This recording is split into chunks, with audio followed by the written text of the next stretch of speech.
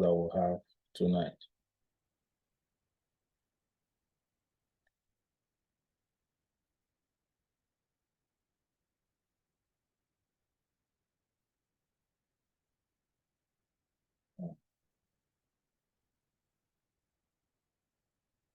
Okay, once again, welcome to the study route migration to Canada, your easy pathway to Canadian permanent residency. So when we say is the easy pathway to Canadian permanent residency, it's simply because, the last webinar we talked about the LMIA. The LMIA is something we personally do not have influence over because it depends on the employer finding you worthy to be able to, give you that job offer that will help you to qualify for that category. Yeah, a few people are making it through that part, but because we do not have total control of the decision of the employer, that's why we tend to tag the study route an easier pathway, being that once you secure your admission and you get your visa and you travel to Canada, then permanent residency is like 100% guaranteed because it's all about you finishing that course of study and working your way through to your permanent residency in 2 or 3 years. So that's why we'll tag the study route an easier and kind of more guaranteed pathway for you to, secure your permanent residency in Canada. But be that as it may, there are other routes. The express entry route is also there, but that is also challenging because of the, high number of scores that people are being required to be pulled from the pool, okay? So we have something about 512 and 433, depending on, the route, whether you are coming through the skilled program or whether you are just coming in the general express entry platform. So it's a lot more challenging, most especially if your age is no longer on your side. So that means the study route is a lot guaranteed because even if you are 50, 60, nobody will deny you admission if you are qualified to get an admission to study. People over 70 sometimes decide to go back to school and study. I've seen people that resign from their jobs, bank managers, top banks in Nigeria, moving into Canada to do a short program, to follow that pathway to become permanent residents. And that is why we say that the study route is a lot guaranteed because your destiny is in your own hands, in the sense that once you finish your course of study, you're almost like guaranteed because you're going to stay back if you implement what we'll discuss tonight in terms of enrolling yourself in PGWP approved programs, and you take it from there. Okay, with that introduction by this side, we'll move on to what we have today. So, who is with us tonight? This is about me. I would like to lay this foundation because some people, when they approach me, they don't know how to, approach me and who we are talking to. So my name is simply CT Onyema. That is what I go by officially. So I have over 13 years working experience in tertiary education with my PhD in analytical chemistry, which I acquired through a joint study at the University of Winnipeg in Manitoba, Canada, and Nnamdi Azikiwe University, Oka. I also went further to acquire a postgraduate diploma in pharmaceutical research and development from the Toronto Institute of Pharmaceutical and Technology, what we call TIPT, here in Ontario, Canada. Based on my passion to help individuals achieve their dream, I decided to establish also a small educational hub called the Guided Dreams, which is an educational and DIY, which simply means do it yourself migration hub based in Ontario, Canada. So next time when you move into my, my inbox to chat me, some people will just say, hi, hey, sir. Please, I don't like to go by sir. But unfortunately, based on my background, having lectured in Nigeria, we are used to calling our, professor sir. But here the game is different. Go by your first name. So if you want to reach out to me, please do away with the sir, okay? call me by my name, do away with the hi and hey and greetings and stopping there. Just address me by my name, go straight to the point, please, so that will be of utmost use to each and every one of us. Okay, so how are we going to roll this evening? Now, this evening, this is like our agenda. If you're able to cover it in the next 30 to 40 minutes, I'll be more than grateful, and I'll go back to my sleep happy that I've come out and emptied what I have for you guys. Now, first things first is you have to differentiate between what you call the study visa and the study permit. I've seen people, even if you're working with an agent, you don't know at what point they are in your application. Are they requesting for a visa or are they requesting for a permit? You will learn that tonight. There are two different things that you get, two different places as you move along. Okay, so how do you choose the right program? Are there financial opportunities out there for you? What is the application process? Even if you want to go for your PhD, postdoc, master's, what have you? What is your application process you need to follow? Then what is this PGWP we keep talking about, which is simply the post-graduation work permit? Okay, so what are the permanent residency options that this will give you? And most importantly, if you are going to miss any part of this program, this one that I put in red, which is the DLI demonstration, make sure you don't miss it for anything. In that DLI demonstration, I will show you how you can go back home today and start choosing the right program for yourself. So I'll spend a little minute on that to show you how to do it. So stay with me till the end, and I will demonstrate how to use that DLI tool, and you'll be able to arrive at the right course for you, right university, right province, and finally we'll end with the Q&A, which is always the fun part for me, where I hear from you. Okay, so this is where I study for my co-funded PhD program. This is the University of Winnipeg, which is seated at the Portage Avenue in Winnipeg. So Winnipeg is where we nicknamed the winter peg because it's pretty cold. Okay, in December when I walked through the Portage Avenue to check out my experiments, I experienced -30s, -35, sometimes -40 degrees. And that is why personally I decided to run away from Manitoba. But it is a very good school, and it has a high profile of giving admissions to international students. So you can do well to maybe write down the University of Winnipeg as one of your study locations. Okay, so if we move on now to the first point, which is the student visa versus the study permit. What is the student visa and what is a study permit? They are two different things. Take, for example, once you've received your LOA, or what you call the offer letter. This is LOA simply stands for letter of acceptance. The first thing you should go for is your visa. You should go for your student visa. And what is the student visa? It's simply an authorization to enter any country for study purposes. It is a conditional authorization because even if you get your visa at the point of entry, or what you call the port of entry, if you go by air, is the airport. If you are coming through sea, which rarely people do, you get at the seaport, okay?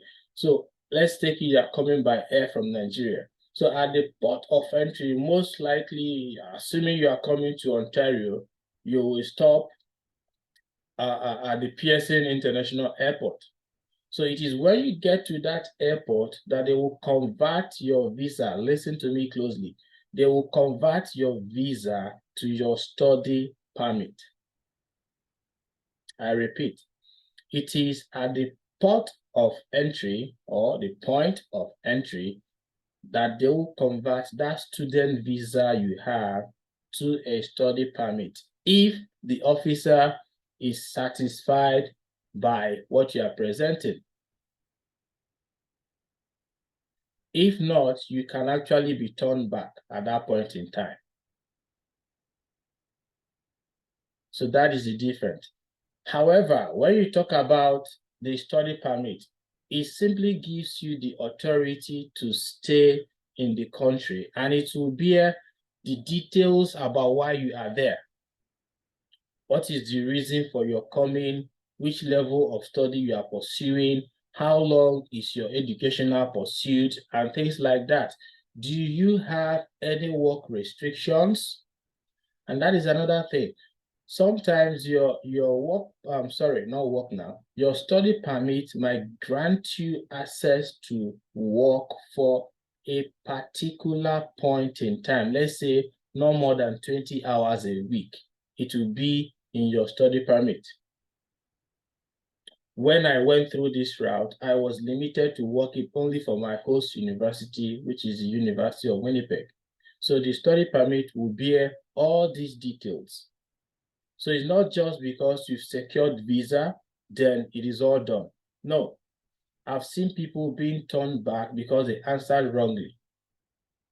Take, for example, there was a case that happened months ago. A young lady that left Nigeria to Canada few months before the resumption.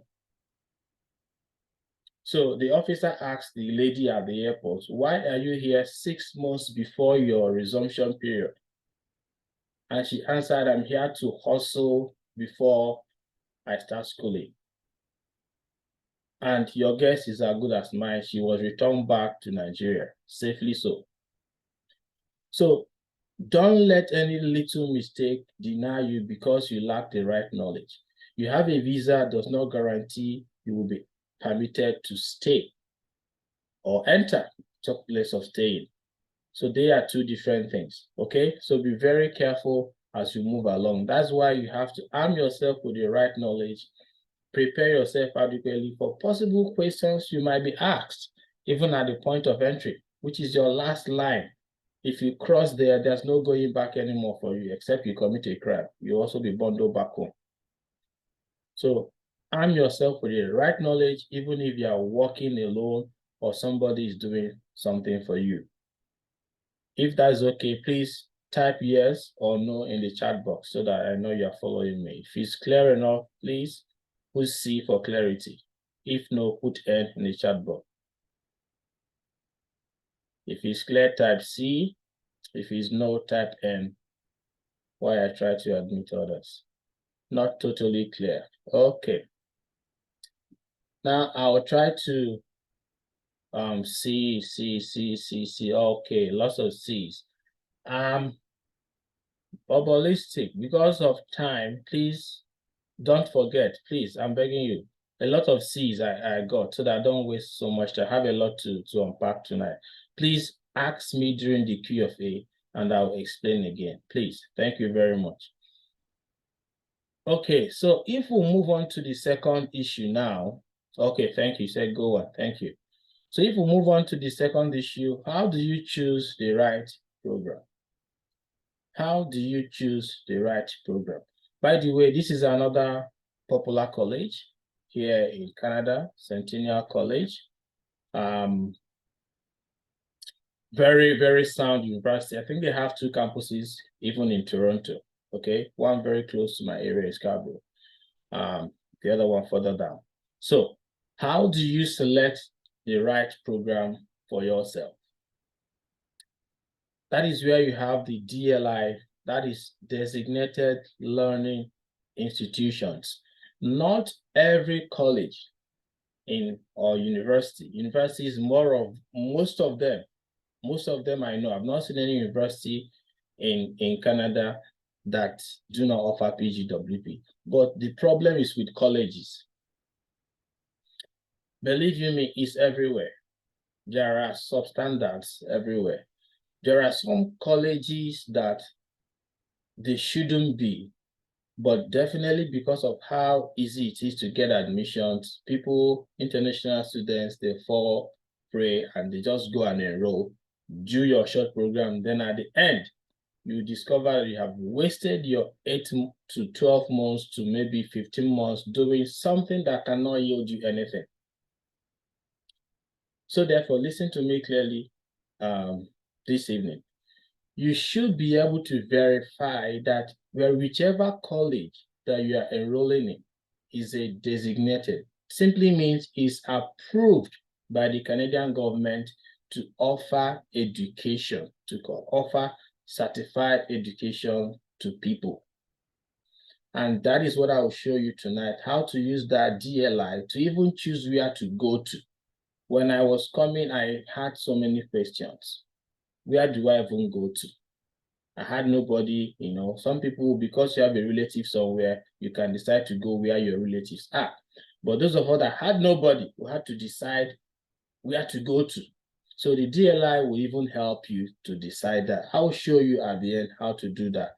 Then, if you choose the right program based on DLI that they are approved to offer those programs, because you remember that your ultimate target is to have permanent residency.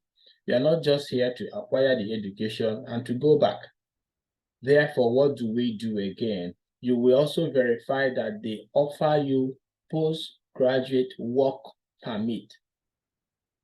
So the school must be approved and the course that you are doing should have PGWP at the end of the day, so that from there you can work your way through to becoming a permanent resident. If this is clear enough, please help me type C. If no, type N in the chat box before we move on. Thank you as you work with me tonight. Thank you. Thank you. Okay, now let me summarize this. Thank you for those feedbacks. Thank you. It keeps me on track. Thank you. Now, there was a student, I call him my neighbor, but he's like 5 minutes drive away from me. His cousin, you know, came to Nigeria. Unfortunately, the family, we are going on a vacation to where you call the Niagara Falls, very close to the US border. So the gentleman told me, hey, bro, can you pick up my brother and check him into my apartment while we are away for the weekend? So I had to, myself and my family, we are at another part of the city. So I had to, you know, book an Uber ride for him from the airport to the apartment. Then I had to meet him up at the apartment and check him into the place. So I tried to, you know, engage him in a conversation when I saw him in church. So I asked him, bro, what's up? How is it going? So the young man said, everything is going on well. For now, we are studying online. So I said, okay, what's the name of this your college? He mentioned the name. So I asked him, okay, how much did you you know, put as a POF and all that? He mentioned the figure. I said, fine, okay, that's why you got everything going for you. Now I asked him, do they offer PGWP at the end of the program? He said, I'm not sure. So I was like, how come you left Nigeria and since you came into Canada, you've been studying online for like a month or two, and you don't even know if these guys will offer you PGWP at the end? So he told me, I just wanted to leave first, then we'll figure it out. So you see the mindset, let me leave first, like we say, let me jackpot first, then we'll figure it out.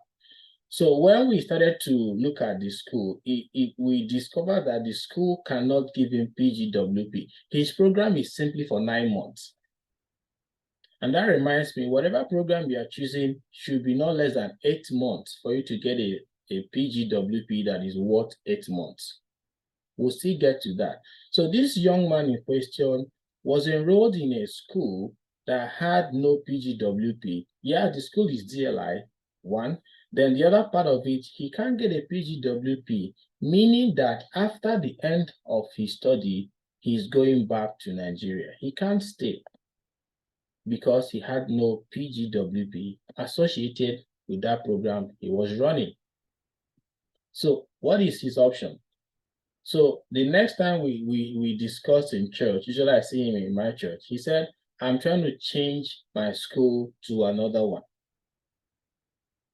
And by this time I'm talking with you now, 4 or 5 months have passed into that program. So he has an 9 months program to run. He has done 5 months, remaining 4 months. Work with me. He has 9 to do. He has studied for 5, remaining 4 months. So even if he moves to another school that will give him a program that has PGWP, he can't do more than 4 months. And the rule is this: the PGWP that they will give you will be equivalent to the length of your program in the school that offers PGWP program. So meaning that this guy, if he succeeds in moving from school A to school B, he will stay only for 4 months. So it's a waste of time because your program should not be less than 8 months in a school that will offer you PGWP. So his chances are very slim. It hurts me to tell him that most likely you will return back and come again. But that is the truth of the matter. He didn't know what was going on. Someone did all these things for him. Yeah, you got the right visa and everything, but the program you were enrolled in, maybe the agent or whoever helped you kind of tried to find the easy way out, got you a program, but the program has no PGWP. If you are doing it, you must return back home. So please, do not waste your time, do not waste your fund because of lack of knowledge. And that is why you are here tonight. Your program will never or shouldn't be at least 8 months. And it must be in a university or in a college that has a course that will give you PGWP. Any online program is no longer eligible. During COVID, yes, online programs were eligible for PGWP. They count. But right now, COVID we are out of it, in quote. Therefore, all online programs are ineligible for PGWP. Please, and the only time you spend in a program that is PGWP approved counts towards your PGWP at the end of your program. Please bear this at the back of your mind as you walk along. Okay, so where can I study? Where can I study? Definitely you can study anywhere, but remember what we've discussed now. You must have DLI, and this course should have PGWP attached to it. The school should be offering PGWP. That is your aim. If not, go elsewhere. Except you just want to get knowledge and you move back home. That is fine. So for colleges, if you have 2.2 or anything lower, even if it's a pass, they can consider you. So you can enroll in colleges if you have 2.2 or anything lower than that, and you have to go in maybe for a postgraduate diploma. Usually it takes you 2 years, or you go for your PG certificate, which takes 1 to 1.5 years. So I tell people, because of the caliber of people I'm talking to this evening, most of you have your master, some of you just have your bachelor's, which is fine. Yeah, I believe there's nobody here that doesn't have a first degree. I carefully looked at the people I'm talking to. If you don't have a first degree, this section is not for you. What we are talking about is at least for those that have a first degree, no matter the class. That is what we are discussing tonight. So for colleges, you have your 2.1, or sorry, your 2.2 or anything lower, you can go in for all those programs. Now, for universities, if you are doing masters, you want to go back and do a master's, usually your 2.2 and something above 2.2 is what is favorable, but it varies. Some schools, they actually take pass and things like that, but it's competitive as the case may be. So if you are doing a program that is just course-based, you don't do any thesis, you don't go into doing any researches, there's no dissertation or anything. For course-based masters, 1 to 1.5 years, you are done. But if you are doing courses that require you to write a thesis, then plan for 2 years.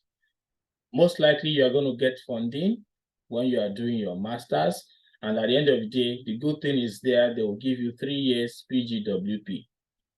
If you happen to do your master's, you have 3 years. There's no debating about it. 3 good years once you successfully complete your master's to be able to go ahead and pursue your work opportunities that will snowball you into permanent residency. Okay, so if this part is clear, please type C in the chat box. If not, type N. Thank you as you work with me tonight. Okay, it's clear, it's clear, it's clear. Thank you very much.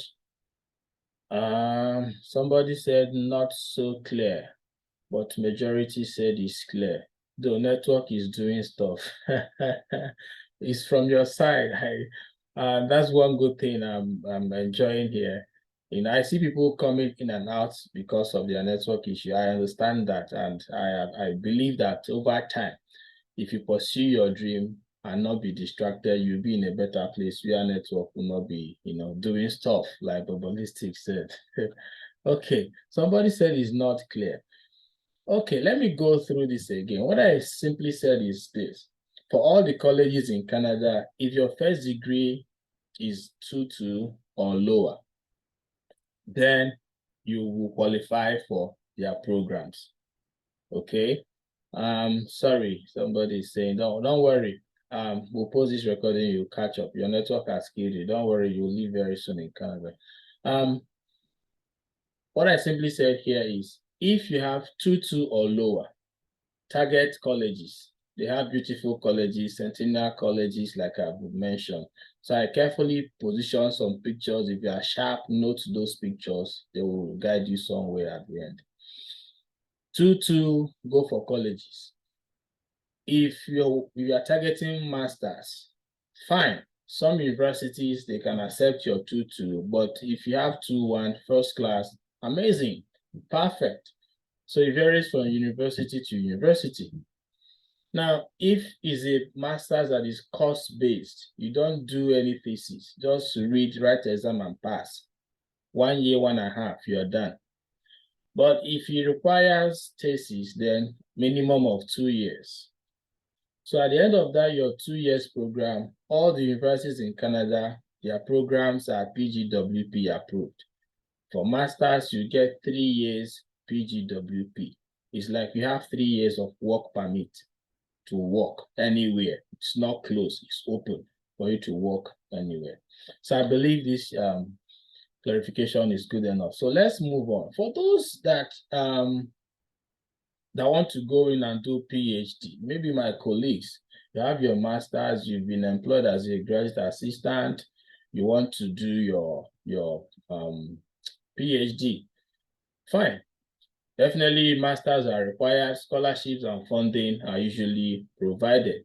When I went into my, it is like a scholarship, but you will work your way through in the sense that they will require you to do a teaching. Let's say they may assign you 2 or 3 courses, not core courses, but practical courses to teach undergraduate students. But they believe, yes, you are going in for master's, PhD program, you have something to offer.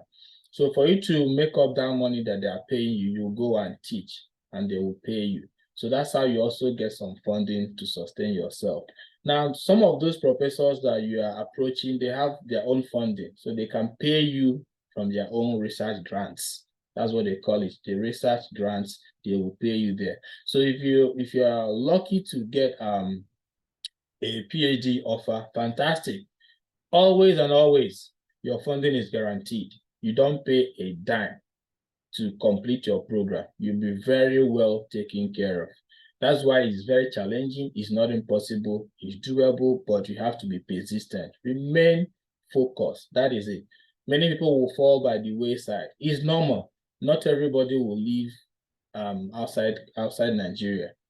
People will live in Nigeria and make it. But if you desire to live outside Nigeria, give your children a better life. Most people that are coming to Canada, US, and other countries, it's not that they are doing poorly in Nigeria. It's for their children.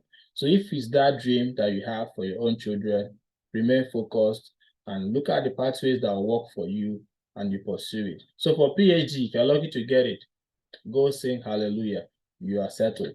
Now, that one, 3 years is guaranteed for you at the end of your program. So if we move on from there, how to apply?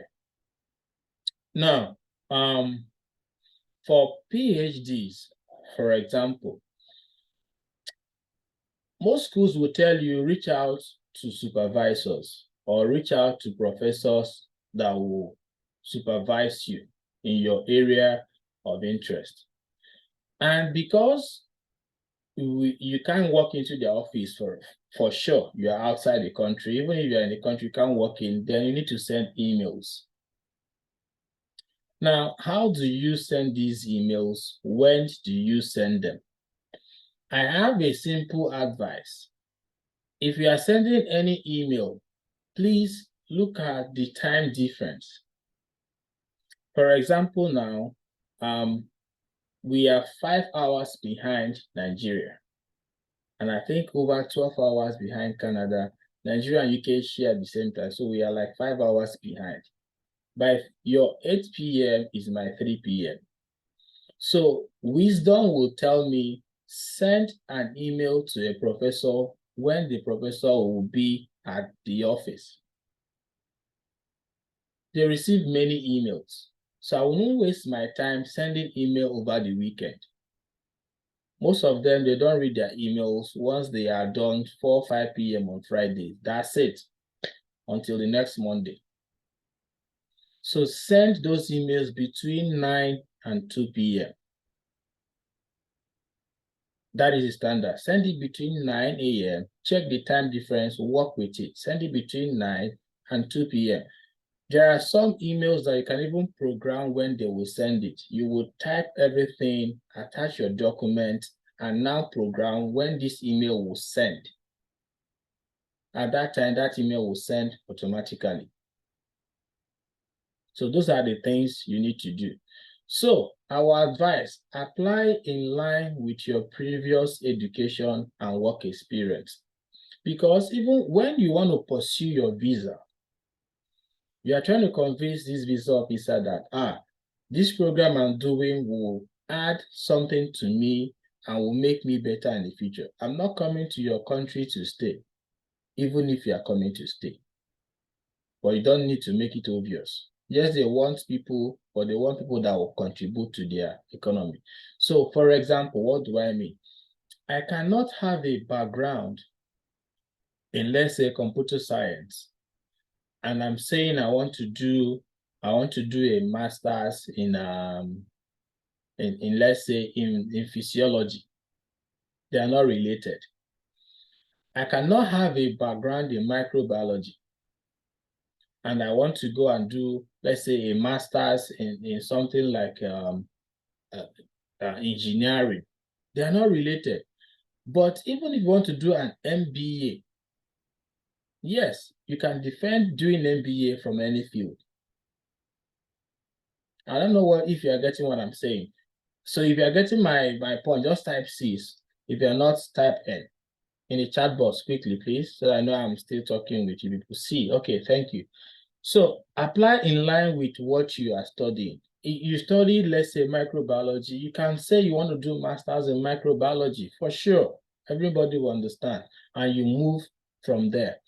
Now, use the DLI tool. If you don't have any tool, any school at heart already, it will guide you. If you don't know your way around, like I didn't know, use this tool, which I will show you at the end how to use. Prove that you have IELTS. Whenever we mention IELTS, a whole lot of us are scared. To be frank with you, some of these exams are not as difficult as we make them seem. This is a rare advice. Though that we are coming from a nation, our lingua franca is English. Most schools will waive our IELTS for us.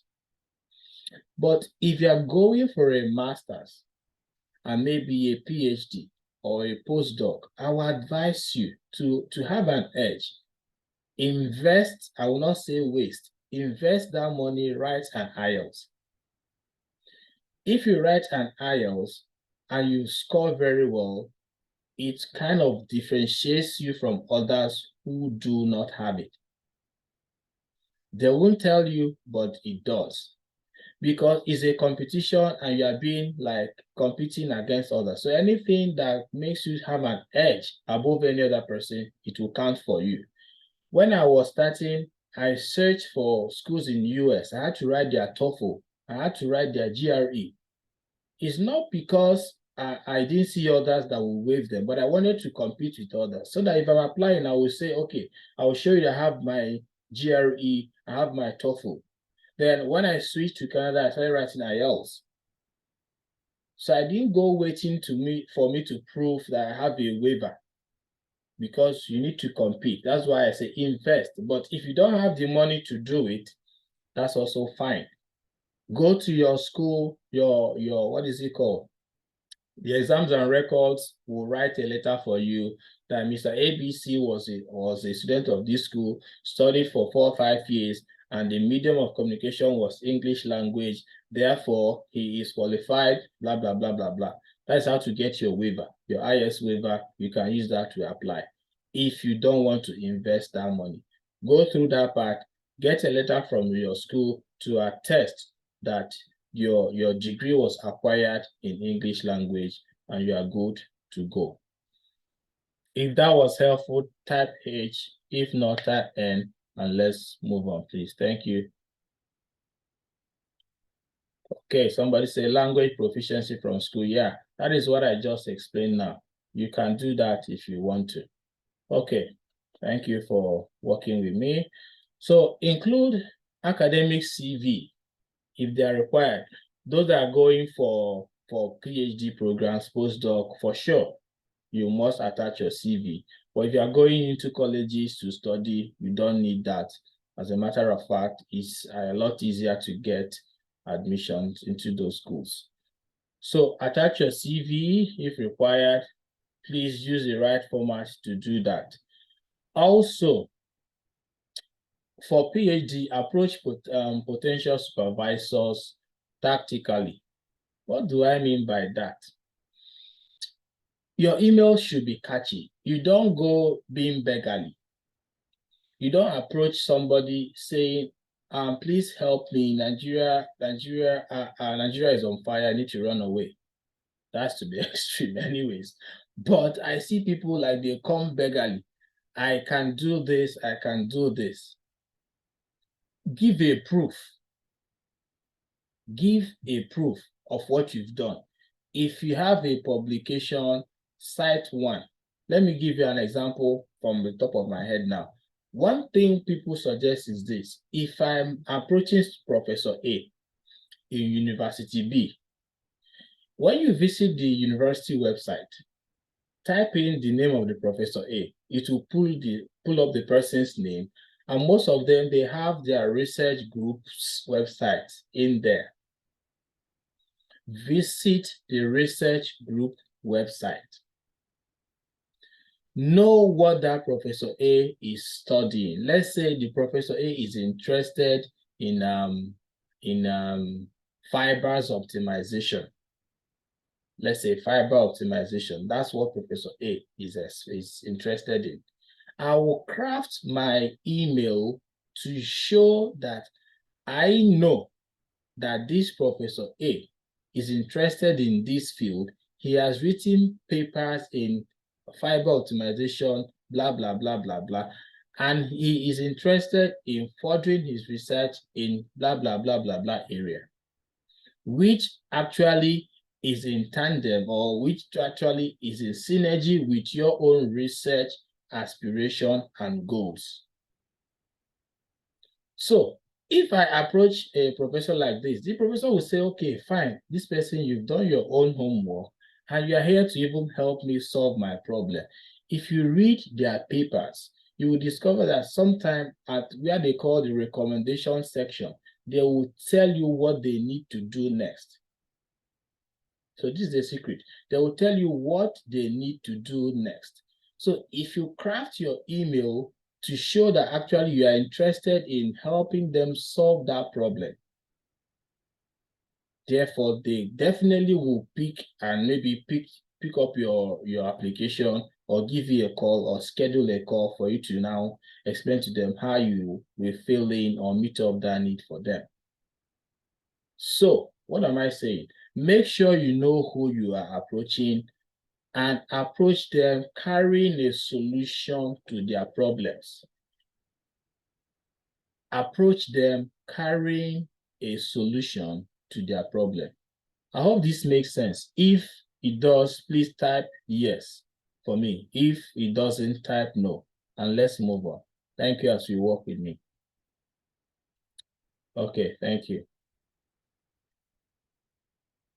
Thank you, thank you. Okay, if we move on from there. Now, the last point, or not last point anyway, but outstanding letter of recommendations. Take this from me tonight. Not everybody should write a recommendation letter for you. I receive requests from people, even till tomorrow, my ex-students, and they will tell me, Dr. Onyema, please, I'm applying for this admission in so school. Can you craft or write my recommendation letter for me? Sometimes it hurts me to tell them no, but I don't just tell them no, I'll tell them no with a reason, because those that I reject, more often than not, they are those students that I do not have any personal contact with. If I give you a recommendation letter, it will just be superficial. I will not say anything deep because I don't know anything deep about you. That is why I say choose your recommenders wisely. Not everybody should give you a recommendation letter. If the person doesn't know anything about you, please look for somebody else. Most people will tell you, go and meet your HOD to write for you. The HOD, you didn't even have any discussion with the HOD for 4 or 5 years you were in that school. The HOD will go look for the file to know actually this person passed through the school. Please run away. Don't use the person. Look for anybody that can say something substantial. Recommendations letter, they matter a whole lot to these people. So look for somebody who knows something deep to say about you. Most people will tell you, go and draft something and bring. And you'll be happy and you run away. Draft something and you bring, they will sign. During my time, I experienced it. I was happy that they're telling me, go and write and bring. But that's not the best. It means that the person doesn't even know something deep about you. If somebody knows something deep about you and they're writing about you, it's different from what you will write about yourself. True or false? Type T if it's true. If it's false, type false in the chat box. Let's move on from that point. Thank you. Thank you. Okay, let's move on. Now, if we will leave this point, and I will say, understand your unique statement of purpose. State SOP. Even during your visa application, you throw in your SOP there. Make it unique to yourself. Don't just go copy from online sources and run. Please make it unique to yourself and to that solution you are supposedly bringing to that professor. Okay. Now, I can't overemphasize this. Send it early. For admissions, even June next year and things like that, you can even start now. Once they open up their windows, please submit early. It's very competitive. Even colleges now are becoming more competitive because people are using it as an escape route, in quote. So submit early. Send your applications early. So if we leave this point, have a lot to do in a limited time. What are your financial options? Now, the pictures here is another school called the picture on my left is the Argo Queen College, one of the popular colleges here. And the other one is Fanshawe. Fanshawe is like very solid school, but the admission rate is also interesting because it's also a school that you can easily get admission. into. So I've given you a couple of schools now. You can note down Algonquin, and you can also note down Fanshawe. If you want to get into Manitoba, you talk about University of Winnipeg, like I've said, University of Brandon. Those are also very cheap schools as well. If you want to go into Alberta, talk about University of Calgary. There's also a free university, but they offer just online programs, tuition free, University of the People. That's what it's called here in Canada. University of the People, tuition free, you study online.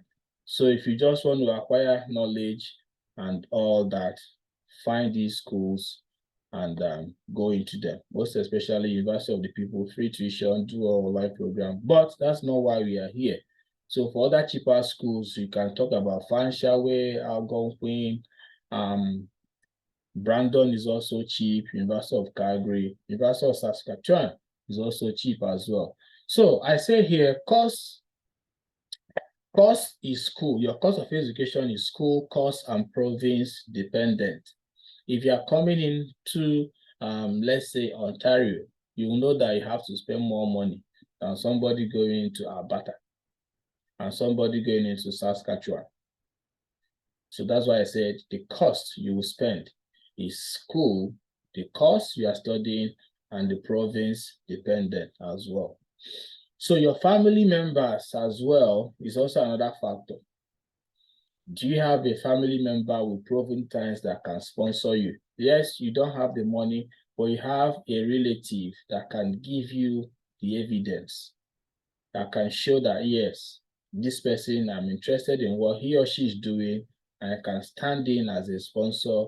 They'll give you their bank statement for 3 to 6 months. They can also support you with other letters or gift deeds, things like that, to prove that you have the financial capability to do so.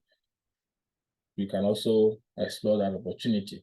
Then if you don't have anybody, you can seek out scholarship, grants, financial aids as well. For undergraduates, yes, they can't sponsor you completely, but there's what you call the entrance scholarship. Based on the certificate you are bringing, they can give you 2,000, 3,000, 5,000 grants at the end of the day. Now, PG studies, which I believe most of you here will fall under, you usually get a one-time grant or a renewable grant. If you are going for masters, it will be renewable. If you're going for PhD, that one will keep on be renewing every year. Okay, so what is the application process? I intentionally left this apply early. Now, if you're coming into Canada, this is a picture. This is how I was looking sometime in 2018, walking through Pearson. This is the Pearson airport, you know, with my bag and my back walking into believing that, oh, God, see me through. I had nobody, but here we are today with family. So this is like a long stretch of walk. I don't know how they designed it. Once you stop, you have to walk all through that length of a pathway to board your plane. So maybe they kept it that way so that you keep thinking about your life as you're boarding that plane. Okay, so it's over 100-meter walk. So with thoughts running through your mind, things flashing through your head. So if you're coming into Canada via Pearson, you will walk this pathway. So what is the application process? You get an offer. We've talked about how to get the school. If they give you admission, they'll give you letter of acceptance or an offer letter. So you have to show that you have the money, or you give the letter of sponsorship from whoever that's sponsoring you. Then you apply early for your study visa. Okay, this is done online. You can do that. Somebody can look through it for you as a second eye to, okay, discover your mistakes and things like that. Okay. You apply, somebody is saying lots of loads walking through that distance. Yeah, your check-in luggage is there, your hand carry, normally 2-piece, the small one and the one at your back. You can use that to exercise and walk through and think about your life. Okay, so you apply early for a study visa online. What are the documents you require? If you don't have a passport, I discussed with somebody not too long ago. He's interested in traveling, but he doesn't have a passport yet. I said, okay, first thing first, you should get a passport. That's the first thing you should do. You want to travel, get a passport. Some people will tell you, because you've not traveled before, they'll be skeptical if you are coming back. So if you have an opportunity to, even if it's Ghana or Kenya or whatever, travel, let that passport be, be broken. But if you don't have it, it's okay. When I traveled, though my first travel wasn't to Canada, it was somewhere in Germany. That was my first visa on my passport. Yes, it's still doable, but still get it. If you have opportunity of making small travels, do it. It will help your stand in the eyes of all these people. Now, you have to have your letter of acceptance, your proof of funds, statement of purpose, or letter of explanation, and the forms which they call the IMM forms. And finally, please apply early. Apply early. And once all this is done, definitely they will give you the admission. You come in and you study. Don't break any rules. If they're telling you to work 20 hours a week, please endure, work just 20 hours a week and be good in the eyes of the law. At the end of the day, you have your PGWP and you have to work whenever you and however you want to work.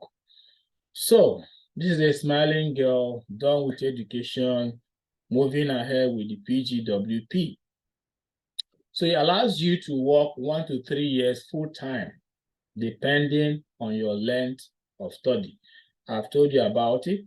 It must not be less than 8 months. If it's just 8 months, they'll give you 8 months.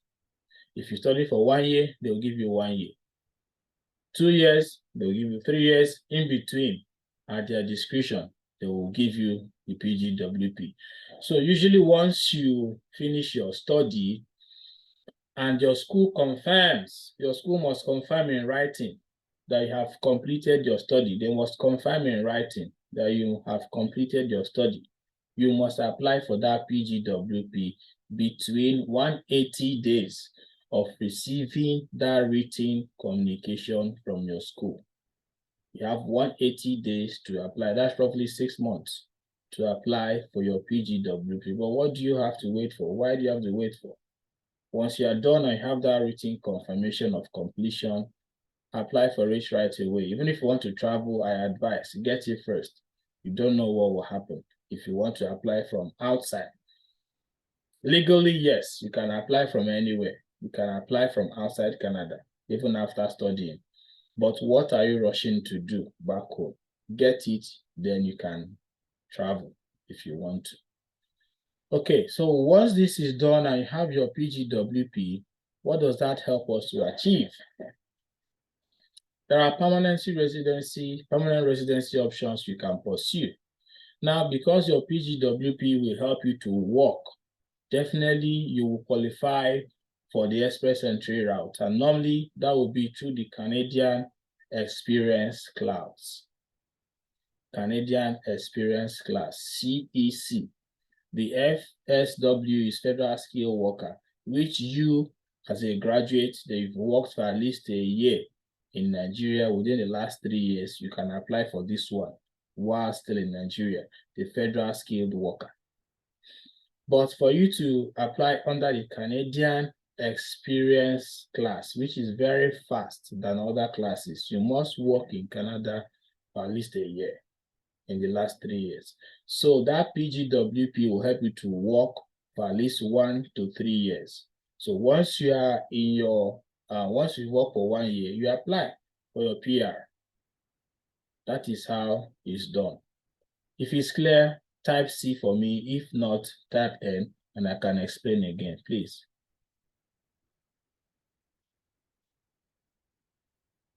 Thank you. Thank you. Thank you.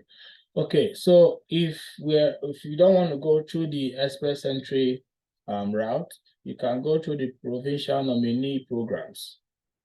I told you how I declined that of Manitoba because I didn't want to stay. I want to move. So you can apply for the provincial nominee program and go through that. If you have a family, your family can sponsor you as well. And that's also another route. There is also another route which is called the Atlantic Immigration Program. Atlantic ATIP. Yeah, Atlantic Immigration Programs like that. So those that are in northern territories, Nova Scotia, New Brunswick, and things like that, they have their own unique program that you can even apply while still in Nigeria. We'll talk about that in subsequent webinars, God willing. So now, with all this said, I see your question in the chat box. I will attend to them when we get to Q&A. Thank you very much. Please remind me of those questions. I appreciate it. Thank you. Now, with all this said, as we bring this all together, what are the possible experiences or feedbacks you will get when you reach out for potential supervisors? Let me take that as an example for my colleagues that want to go do their postdoc or want to go do master's or PhD.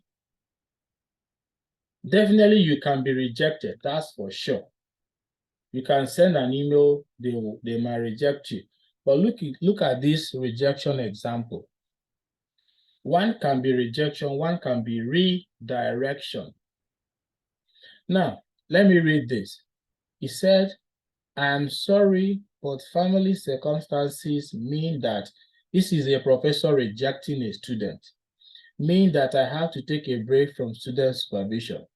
Please understand that I do not have the time and mental," there's something missing, "to take another student. In addition, I made a poor decision when I agreed. It was spontaneous response to your repeated emails. I should have screened more carefully first, which is what I normally do. You were being incredibly persistent. Read it as pushy.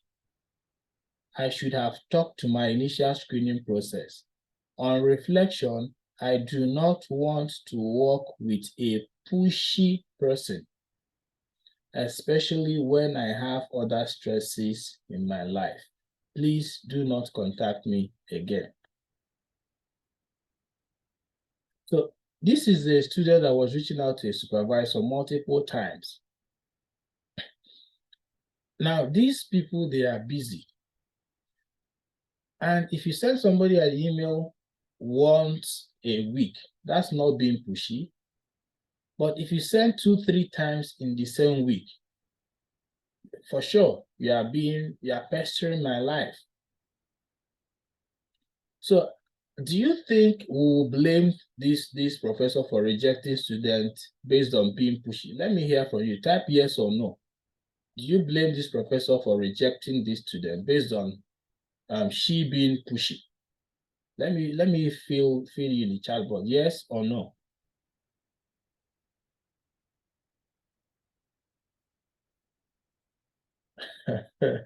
Somebody saying I see finish. Oh, well, unfortunately, I know this lady. She hasn't seen the professor yet. She was in university, still in Nigeria when she applied.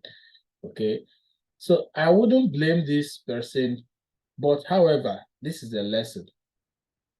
You don't pester people's lives when you are seeking for something. Put yourself in their position.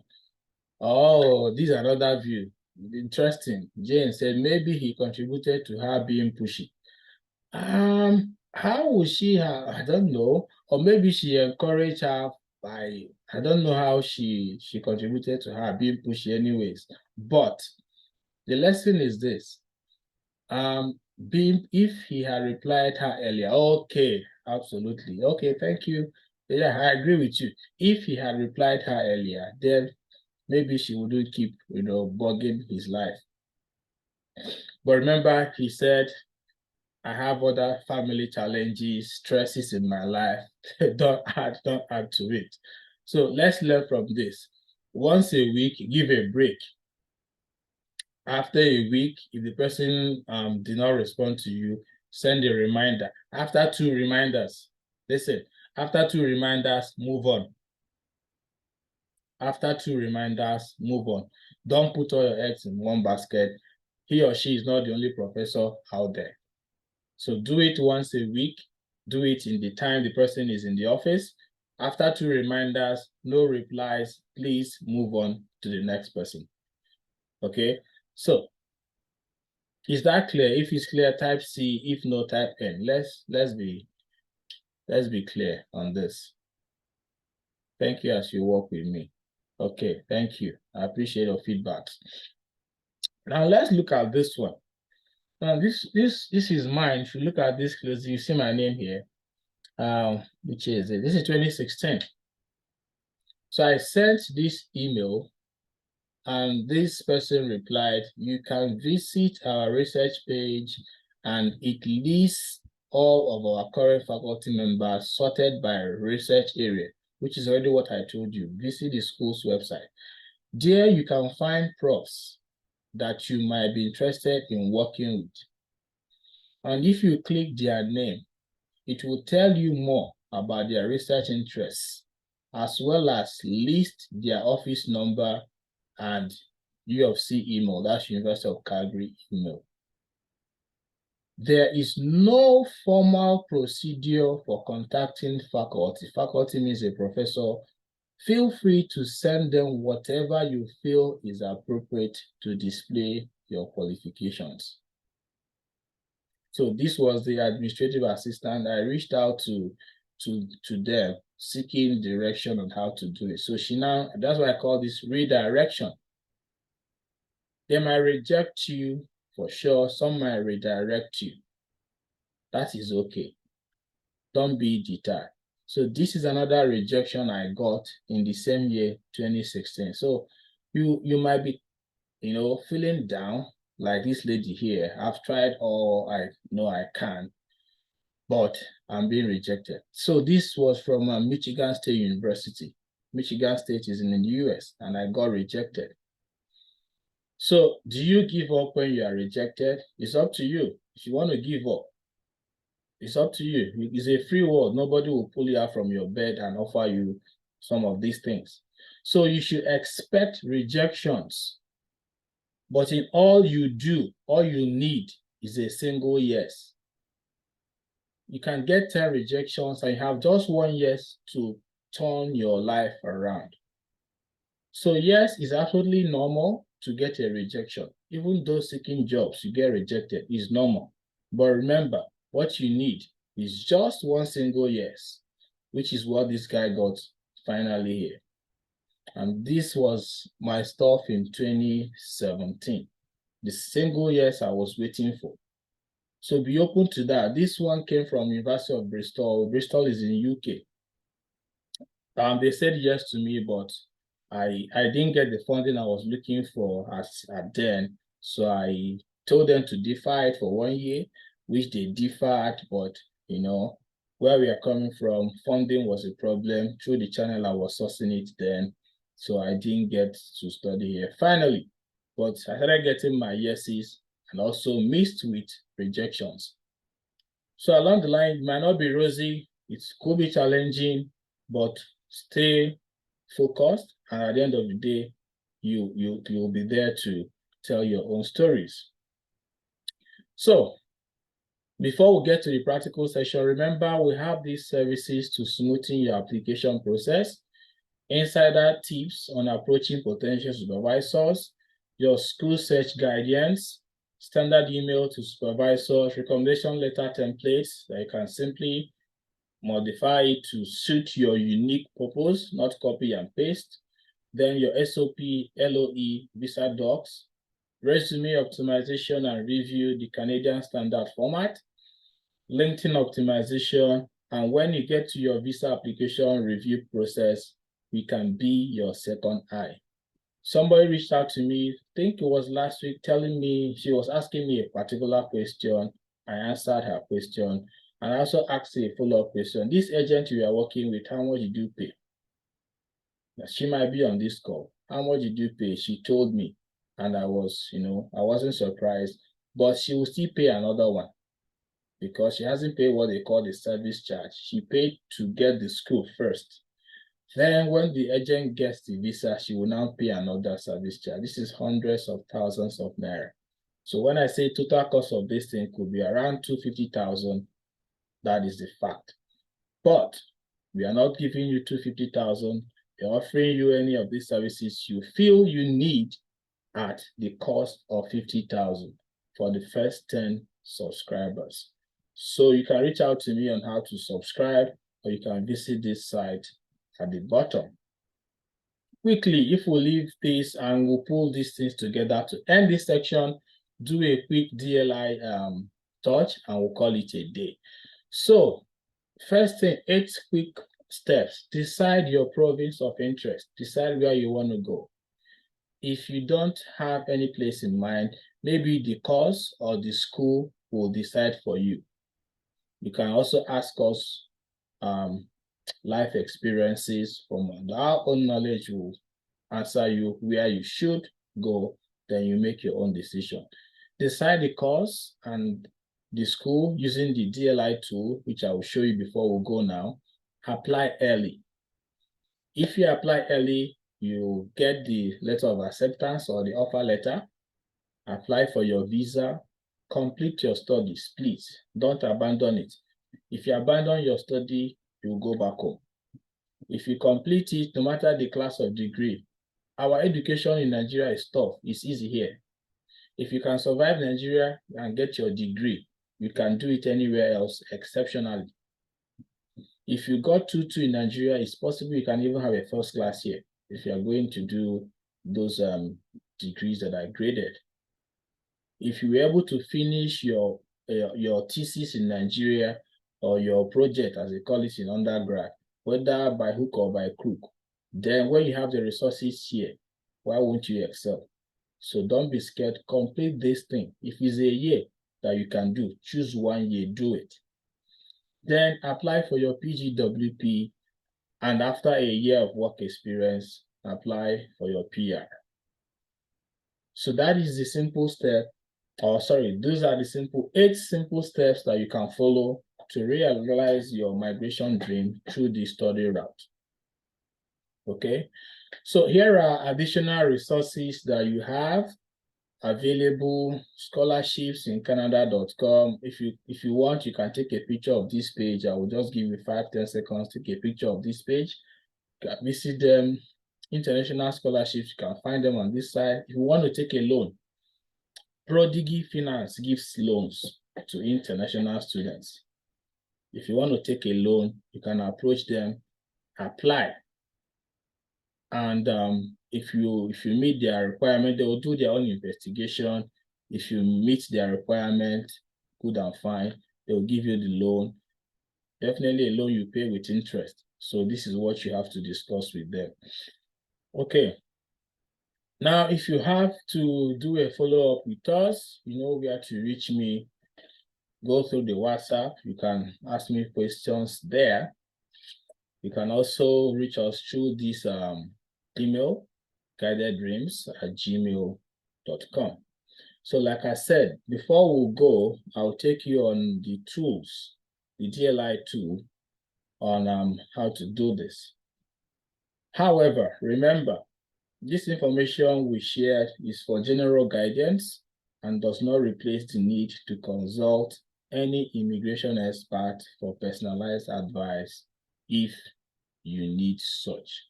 But remember, you can do it on your own. So I look forward to partnering with you in your journey to Canada and welcoming you to the Maple Land, you know.